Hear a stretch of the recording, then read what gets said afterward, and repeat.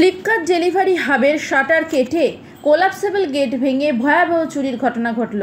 CCTV ভাঙচুর করে হাতিয়ে নিয়ে গেল ডেলিভারির জন্য রাখা মোবাইল সহ অন্যান্য দামি দামি জিনিসপত্র।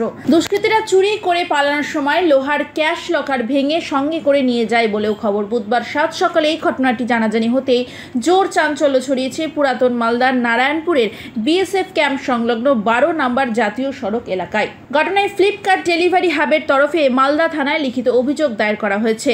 তার ভিত্তিতে পুলিশ তদন্ত শুরু করেছে। এখানে তার শাটার কেটে ঢুকেছে, যা জিনিসপত্র ছিল সব নিয়েছে, খুলেছে, দেখেছে, ফোন টোন অনেক কিছু যা যা পেয়েছে নিয়েছে।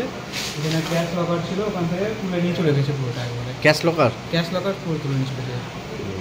কখন হয়েছে ঘটনাটা, কখন নজরে আসে? এখন এটা রাতের দিকে কখন হয়েছে, সকালবেলা যখন এসে অফিস খুলছে তখন দেখছে প্রায় 5:30টার দিকে অফিস যখন খুলছে তখন দেখছি এই ঘটনাটা হয়ে গেছে।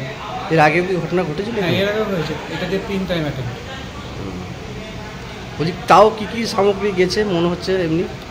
দেখুন, আমাদের সেরকম কী কী সামগ্রী বলতে আমাদের প্রায় ফ্লিপকার্টে যা মাল আছে অনেক কিছু আছে, মোবাইল আরও বিভিন্ন প্রোডাক্ট আছে।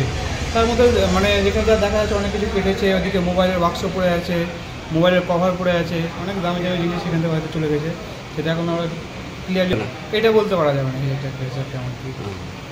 তো বলছি যে সে তো মনে হয় না একেবারে কত কী সেটা তো আমরা বলতে পারবো না, জানি না কোনো কিছু। সিসিটিভি ফুটেজ যা ছিল সব সিসিটিভি ভেঙে দিয়েছে। ওখানে ড্রাইভ ছিল, ড্রাইভ কোনো কিছু না, সব খুলে পড়ে আছে। প্রতিটা বোর্ডে ফিউজ কোনো কিছু ছিল না। আচ্ছা, পুলিশকে খবর দেওয়া হয়েছে? পুলিশে খবর দেওয়া হয়েছে, দিয়েছে। কী দাবি রাখছেন? এবার যেটা চুরিটা হয়েছে আমরা চাইছি ইনভেস্টিগেশন হোক, আসলটা ধরা পড়ুক। না, বারবার ঘটছে, এর আগে হয়েছিল, আবারও হয়েছে, এবার বড় ক্ষতি হয়ে গেছে। এর জন্য ইনভেস্টিগেশন চাইছি। যে ক্ষতিটা হয়েছে তার জন্য যারা করে তাদের কঠোর শাস্তি চাইছি।